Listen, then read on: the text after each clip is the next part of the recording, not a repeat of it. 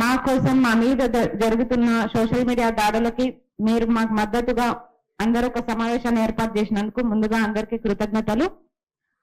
నేను ఆ రోజు ఒక ప్రశ్న వేసినందుకు నేను గౌస్ పాషాకి చెల్లెలనైపోయినా, ఒక పాకిస్తానీనైపోయినా, ఆఖరికి దేశద్రోహినైపోయినా.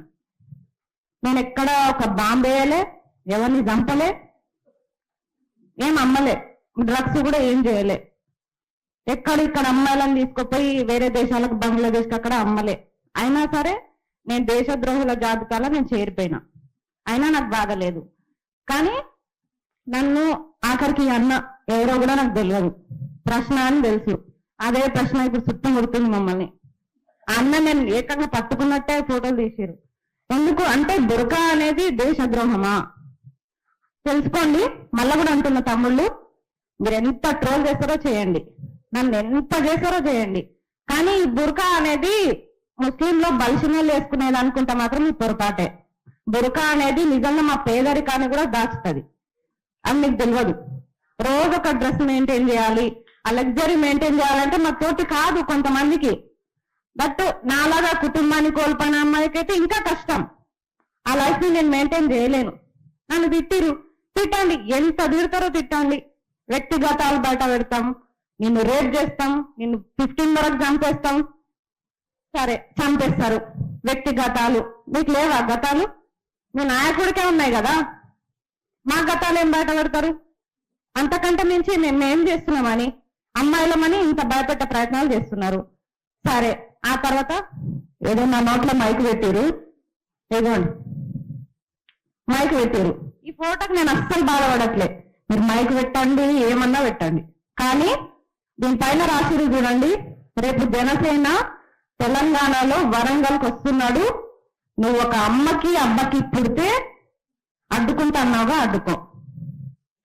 లోకంలో లేని నా తల్లిదండ్రులు ఏం చేశారండి? ఈరోజు నేను పుట్టి తప్పు చేసినానా? అంటే నా బుర్కా ప్రాబ్లమా, నా మతం ప్రాబ్లమా? నా తల్లిదండ్రులు ఎందుకు అంటుంది చెప్పండి? అరే మీకు దమ్ము ఉంటే తమ్ముళ్ళు నాతో కొట్లాడండి, నేను కొట్లాడతా. నేను నా మీద దాడి చేస్తారా చేయండి, నేను కూడా దాడి చేస్తా. మాట్లాడతారా మాట్లాడండి, నాకు దమ్ముంది, నేను మాట్లాడతా. కానీ మా అమ్మ నాన్నని అన్నట్టు నేను మీ అమ్మ నాన్నని అనలేను. ఎందుకంటే నాకు నా పేరెంట్స్ తో పాటు మీ పేరెంట్స్ అంటే కూడా గౌరవమే. ఒక ఆడపిల్లగా మా అమ్మ నాన్నని అంటే నేను ఎంత బాధపడుతున్నానో ఆ బాధ మీ అమ్మ నాన్న మీరు పడవద్దు. అందుకే మీ అమ్మ నాన్న నేను తిట్టాను. అలాంటిది ఇంత నీచంగా ఏ రోజు నేను నిరుద్యోగుల కోసం చేసే పోరాటంలో ఏ రోజు నేను బాధపడలేదు. కేసులు వేయించుకున్నా, ఎదురుపోయినా, అబ్బాయిలతో సమానంగా కొట్లాడినా. కానీ ఈరోజు బాధపడుతున్నా అంటే కేవలం నా తల్లిదండ్రులు అన్నందుకే.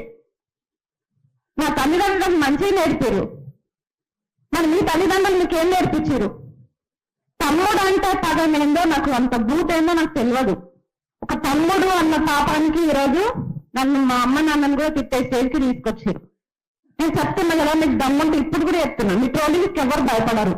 ఎంత ట్రోల్ చేస్తారో చేయండి, కానీ మా అమ్మ నాన్న జోలికి వెళ్ళకండి. వెళ్తే మాత్రం బాగుండదు. ఆఖరికి ఆనాడు పురాణాలు అన్ని చదువుకున్నాం మనం. ఎంత అగ్నిగుండంలో నుంచి పుట్టిన ద్రౌపది 5 మందిని చేసుకొని బద్నాం అయిపోయింది. ఎంత సున్నితంగా పెరిగినా, సద్గుణాల మధ్య పెరిగిన సీత రావణ లంకలో ఉండి బద్నాం అయిపోయింది. ఇప్పుడు మేము ఎదుర్కొంటే పరీక్షలు పెద్దవి కాదు మాకు. లా గురించంతో తిట్టిరు, ముందా అన్నారు, దేశద్రోహి అన్నారు, ఎన్నంటారో అనండి, అన్నిటికీ రెడీ. ఏ రోజు కూడా దర్చుకోలే, భయపడలే. నా తల్లిదండ్రులు నాకు అది నేర్పలే. కానీ ఈ రోజు నా తల్లిదండ్రులే అంటే నాకు బాధ అనిపిస్తుంది. నా కళ్ళల్లో నీళ్ళు వస్తున్నాయని మళ్ళీ పిరికిదాన్ని అనుకోకండి దయచేసి. తల్లిదండ్రులు అంటే ఎవరికైనా బాధనే అనిపిస్తుంది. నా తల్లిదండ్రులు అన్న కాబట్టి నా బాధ. మీరు ఇక మీదట ఇంకొకటి, దీని ప్రొఫైల్ పేరైతే యద్భావతి తద్భావతి అట ప్రొఫైల్ పేరు. మళ్ళీ దానిలో చూస్తే మా పిక్ ఎవరంటే పవన్ కళ్యాణ్దే ఉంది. ఇప్పుడు నేను ఎవరి పైన కంప్లైంట్ ఇవ్వాలి? పవన్ కళ్యాణ్ పైన ఇవ్వాలి కదా. మనం ఎందుకు బాధ అనిపిస్తుంది, ఎందుకు నొప్పి అవుతుంది మీకు? మీకు మూడింది. ఫస్ట్ ఆఫ్ ఆల్ మీరు ఎన్ని ట్రోలింగ్ చేస్తారో చేయండి, ట్రోలింగ్ ఆపమని మేము పెట్టాలి. ఇంకొకటి, మనకి ఇన్ని చట్టాలు ఉన్నాయి, ఇన్ని షీటింగ్లు ఉన్నాయి, ఇన్ని ఉమెన్ కమిషన్లు ఉన్నాయి, అయినా సరే ఇలాంటి పరిస్థితి వచ్చింది మనకి ఈడ. ఎందుకంటే బాధితుల మనము కంప్లైంట్ ఇచ్చి మనం ఎక్కువ తిరగాలి. ఫస్ట్ ఆఫ్ ఆల్ వాళ్ళేమో దర్జాగా ఉంటారు. ఇది ఎప్పుడు మారుతుంది ఈ సిస్టమ్? మా కోసం ఏర్పాటు చేసిన ఇన్ని పోలీస్ కమిషన్లు, ఇన్ని చట్టాలు ఎట్టుపోయినాయి. అయినా మేము తిరగాల్సి వస్తుంది. మేమే కంప్లైంట్ ఇచ్చి మేమే 100 సార్లు తిరగాలి. ఆడేమో దర్జాగా ఉంటాడు. కాబట్టి చట్టాలు చాలా వేగవంతంగా 24 గంటల్లో చర్యలు తీసుకునేటట్టుంటే బాగుండే. ఇంకొకటి ఆ గౌస్ పాష అన్నారు కదా, గౌస్ పాష మీ కష్టంలోనే ఉన్నారు కదా, నా అన్న అంటారు కదా. గౌస్ పాష మాత్రమే కాదు, బండి భగీరథ్ కూడా మా అన్ననే. ఇద్దరిని ఒకటే తాడికి ఉరేయండి, ఒక్కటే తాడికి ఉరేయండి, ఇద్దరికి ఒకటే శిక్షణ అమలు చేయండి. నేను అడ్డుపడితే అప్పుడు నన్ను తీసుకుపోయి పాకిస్తాన్ లో వదిలేయండి. Thank you. నాకు ఇంత మంచి అవకాశం ఇచ్చినందుకు అందరికీ థ్యాంక్ యూ.